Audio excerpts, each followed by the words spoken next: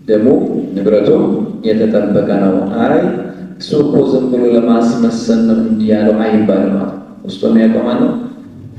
ለአላህ ሱብሓነሁ ወተዓላ የሚሰጠው እና ነሕኩም ቢዛሂሪ ወላሂ የተወለ ሰራ የነቢ ዐለይሂ ሰላቱ ወሰላም እኛ በዛሂሩ በገሃድ ሁኩም የሚሰጠው በዛሂሩ ነው። የውስጡን የሚያውቀው የሩቅ ውስጥ የሚያውቀው አላህ ሱብሓነሁ ወተዓላ ብቻ ነው። እሱን ለዛ ይተሳሰብ ማለት ነው። ከኛ የሚጠበቀው እነዚህ ነገራቶችን በግልጽ እስልምና የሚወክሉ ነገራቶችን አንድ ሰው እስካንጸባረቀ ድረስ ሙስሊም ነው እንለዋለን። በተመሳሳይ ነቢ ዐለይሂ ሰላቱ ወሰላም መን ኢስተቅበለ ቂብለተና ወሰላ ሰላተና ወአከለ ዘቢሐተና አሉ ነቢ ዐለይሂ ሰላቱ ወሰላም። ቅብላችንን የዞረ ሰላታችንን የሰገደ እርዳችንን የበላ የሆነ ሰው ፈዛከል ሙስሊሙ እሱ ሙስሊም ነው። ለሁ ማ ልልሙስሊም ወዐለይሂ ማ ዐለል ሙስሊሚ ብሏል። ለሱ ለሙስሊሞች የሚገባቸው ነገር ሁሉ ይሰጠዋል። ሙስሊሞች ላይ የሚደረገውን ካጠፋ እሱም ላይ ይጠየቃል ነው ተጠያቂነት። ውስጡን ግን አላህ ነው የሚመረምረው ውስጡን ብሏል። ስለዚህ ወከፈረ ቢማ ዩዕበዱ ሚን ዱኒላህ የሚለው እዚህ ጋር በግልጽ ተቀምጠዋል። የግድ ያስፈልጋል ማለት ነው። ወሀዚህ ሹሩጡ ተማንየቱ እነዚህ 8 መስፈርቶች ጁሚዐት ቢሃዘይኒ ልበይተይኒ በሚቀጥለው በሁለት የግጥም ቤቶች ተቀምጧል ተሰብስበዋል ማለት ነው። ያኛውን 7ቱን ለተቀመጠ አይተናል። እዚህም ጋር 8ቱን ዑለማዎቹ በዚህ ሁኔታ አስቀምጠውታል። ዒልሙ የቂን ወኢኽላስ ወሲድቁ ከማዕ ዒልሙን ዒልም እውቀት ነው። ወየቂኑን የቂን ወኢኽላሱን ኢኽላስ ለአላህ ብቻ ብሎ ማጥራት። ወሲድቁ እውነተኝነት ውስጥና ምላስ መገጣጠም አለበት፣ ማስመሰል አያስፈልግም።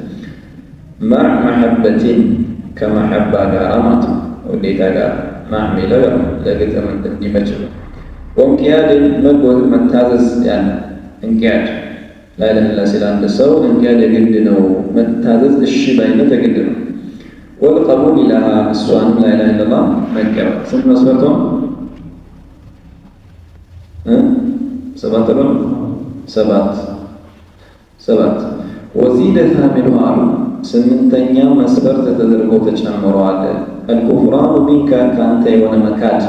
እንግዲህ አዩል ቃሪ አንባቢ የሆንክ አካል ወይ ከአንተ የሆነ መካድ 8ኛ መስፈርት ተደርጎ ተጨምሯል። በማን ነው የምትክደው? ቢማ ሲወል ኢላሂ ከአላህ ሱብሓነሁ ወተዓላ ውጭ ባሉ ነገራቶች ሚነል አውታኒ ከጣዖት ሆኖ አውታን ማለት ከአላህ ሱብሓነሁ ወተዓላ ውጭ የሚመለክ ማንኛውም ነገር አውታን ይባላልና ከአላህ ውጭ ባለ ከጣዖት ሆኖ ከአላህ ሱብሓነሁ ወተዓላ ውጭ ባለው ነገር መካድ 8ኛ መስፈርት ተደርገዋል። ቀዱሊሃ በእርግጥ አምላክ ተደርጎ የተያዙ በሆኑ ነገራቶች አምላክ ተደርጎ ሰዎች አምላክ አድርጎ ከያዟቸው ከሆኑ ከአላህ ሱብሓነሁ ወተዓላ ውጭ ካሉ ነገራቶች መካድ 8ኛው መስፈርት ተደርጎ ዑለሞች በዚህ ሁኔታ ሰብስበውታል ማለት ነው። ስለዚህ ከአላህ ሱብሓነሁ ወተዓላ ውጭ ባለ ነገር መካድ አንዱ የላኢላሃ ኢለላህ መስፈርት ነው። በጥቅሉ የሚከብድ ነገር ለመካድ ሲባል ቅድም አልኳቸው ወሳኙ ነጥብ ያ በቃ ባጢል መሆኑን፣ ትክክለኛ አለመሆኑን፣ አግባብ አለመሆኑን ውስጣችን አማኝ የሆነ አካል ከአላህ ሱብሓነሁ ወተዓላ ውጭ ስለሚመለኩ ነገራቶች ሲሰማ ሊሰማው ይገባል። ይህ ትክክል አይደለም ሊል ይገባል። ልክ ነቢ ዐለይሂ ሰላቱ ወሰላም ስለ ሽርክ ሲሰሙ ስለ ሽርክ ሲያዩ ፊታቸው ይቀላ ነበር፣ በጣም ይናደዱ ነበር። ለአላህ ሱብሓነሁ ወተዓላ ሐቅ ከመቆርቆር አንጻር ማለት ነው። አለላቀል በቀልባችን ያን ነገር ትክክል አይደለም፣ አግባብነት የለውም፣ ትክክለኛው እንዲመለክ የሚገባው አንድ አላህ ሱብሓነሁ ወተዓላ ብቻና ብቻ ነው የሚለውን ነገር በቀልብ መያዝ ወሳኝ አንዱ የላኢላሃ ኢለላህ መስፈርት ነው ይላል። እዚህ ጋር አንድ መስፈርት ይኖራል ኢንሻአላህ በቀጣይ የምናየው ይሆናል። በትናንት ደርሳችን ላይ መሐባን ስናይ ስለ መሐባ በምናይበት ሰዓት የቁርአን አንቀጽን አይተን ነበር። ሰዎች ላ ዩእሚኑ ምንድነው ላ ተጅዱ ቀውመን የሚለው ሰዎችን አታገኛቸው በአላህና መጨረሻ ቀን የሚያምኑ ሰዎችን የአላህን መልእክተኛና የአላህን መልእክተኛውን ጠላቶች ወዳጅ አድርገው ሲይዙ አታገኟቸውም በሚለው ቦታ ላይ የቁርአን አንቀጹ የወረደው በአቡ ዑበይዳ ዓምር ብን ጀራህ ምክንያት ነው የሚል ነገር አንስቼ ነበር። ያ ቀውል በሱ ምክንያት ነው የወረደው የሚለው ቀውል ሙፈስሮች ቢጠቅሱትም መርጁዕ ነው፣ ጠንካራ እንዳልሆነ ሙሐቂቆች አስቀምጠዋል።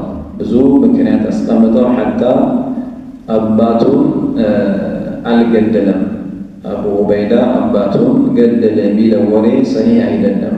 የበድር ዘመቻ ደግሞ የኡሑድ ዘመቻ ላይ ተገናኝቶ አባቱን ገደለ፣ በዛ ምክንያት ነው የወረደው የሚለው ጠንካራ አይደለም ከማስረጃ አንፃር። ምክንያቱም አባቱ በጃሂልያ ጊዜ ነው የሞተው። ጥናት ሲደረግ ከማስረጃ አንፃር አባቱ አልተገኘም። ማለት ነው ከቀብለ ኢስላም ነቢይ ከመሆናቸው በፊት ነው የሞተው። በድር ደግሞ ከሂጅራ በሁለተኛ ዓመት ነው የተከናወነው ይላሉ። ማለት በሁለተኛ ዓመት ሂጅራ ማለት ከነቢይነቱ በ12 ዓመት አካባቢ ማለት ነው። ከዛ አንፃር ከማስረጃ ያ ጠንካራ አይደለም። ሌላ ሰበብን የሚያስቀምጣሉ።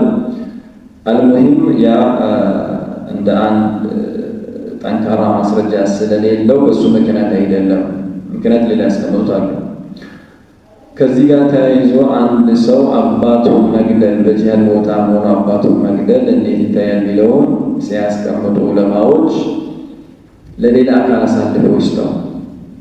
በጂሃድ እንኳን ቢገናኙ አባቱን ቀጥታ በራሱ ከመግደል ለሌላ አሳልፈው ለሌላ ይግደለው።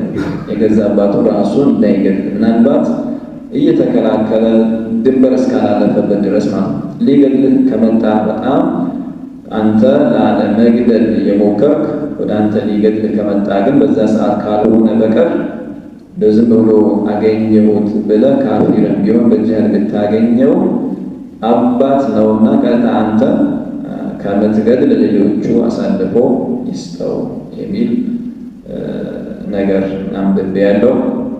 ነገር ግን መውደድና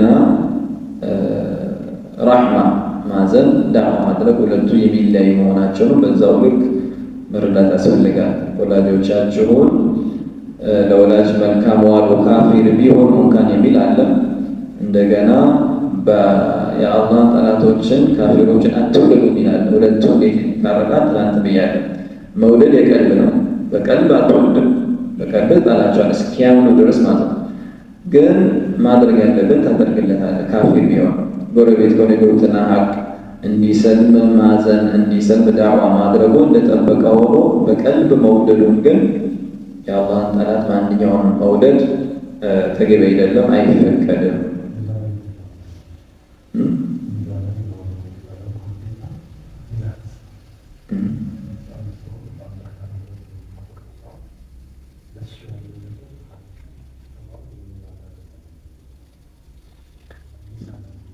ለዛ የምትወደው በአላህ መንገድ ያለን ሰው ትላንት ብለናል፣ ውደድ። እሱ እንደለት ከማለት እሱ ጋር ያለው ሐቅን እየወደድክ ያለው። ስለዚህ ወደ እሱ ነው የሚወስድህ። ልትወደው የሚገባው ውደድም ተብለናል፣ ሐቅ ላይ እስከሆነ ድረስ። ባይሆን መጠየቅ ያለበት በቀልቤ አልወደውም ካፊርን እያሉ አንዳንዴ ከእሱ ጋር ሁሌ አብሮ የሚመገብ ሁሌ አብሮ የሚያሳልፍ ሁሉ ነገሩን የመስጠት ጓደኛ ማድረግ ይህ ተገቢ አይደለም። አንድ ሰው ቢወደው ነው የሚያደርገው።